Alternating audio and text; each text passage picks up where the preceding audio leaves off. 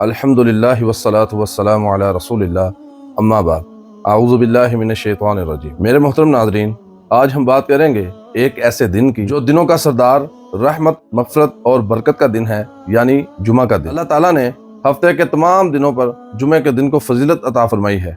कुरान में अल्लाह ताला इरशाद फरमाता है, या अय्युहल्लज़ीना आमनू इज़ा नूदिया लिस्सलाति मिन यौमिल जुमुआ फसअू इला ज़िक्रिल्लाहि वज़रुल बै। ऐ ईमान वालो, जब जुमा के दिन नमाज के लिए पुकारा जाए तो अल्लाह के जिक्र की तरफ दौड़ पड़ो और खरीदो फरोख्त को छोड़ दो। ये सिर्फ एक नमाज ही नहीं बल्कि अल्लाह की तरफ एक रूहानी दावत है। रसूलुल्लाह सल्लल्लाहु अलैहि वसल्लम ने फरमाया, सब दिनों में सबसे बेहतर जुमा का दिन है। इस दिन जनाब आदम अलैहिस्सलाम पैदा किए गए, इसी दिन जन्नत में दाखिल किए गए, इसी दिन वो जमीन पर उतारे गए और क़यामत भी इसी दिन कायम होगी। यानी ये दिन इंसानियत की इब्तिदा से लेकर अंजाम तक का दिन है। इसी तरह नबी अकरम सल्लल्लाहु अलैहि वसल्लम ने हमें जुमा की तैयारी के आदाब भी सिखाए हैं।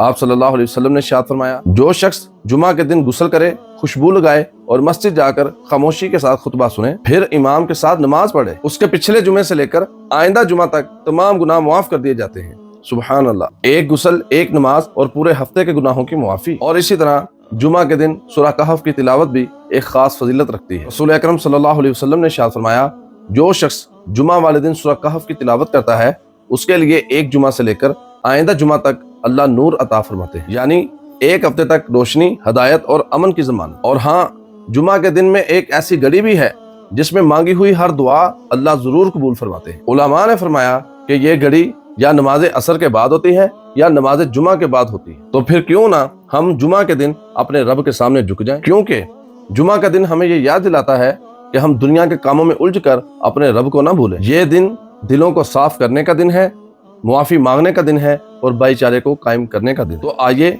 हर जुमा को एक नई जिंदगी की शुरुआत बनाएं, नमाज, जिक्र, दुरूद, दुआ और तिलावत के साथ, क्योंकि यही वो दिन है कि जब रब्बुल आलमीन अपने बंदों पर रहमतों के दरवाजे खोल देता है। और आखिर में दुआ है कि या अल्लाह, हमारे जुमे को बरकत वाला बना और हमारे गुनाहों को मुआफ फरमा और हमें अपने जिक्र के सुकून और अपनी मोहब्बत से माला माल फरमा। अगर आप चाहते हैं कि जुमा का ये पैगाम दूसरों तक भी पहुंचे तो इस वीडियो को शेयर करें, चैनल को सब्सक्राइब करें, ताकि हम रोजाना आपके दिलों को जगाने वाला एक नया पैगाम लेकर हाजिर होते रहें।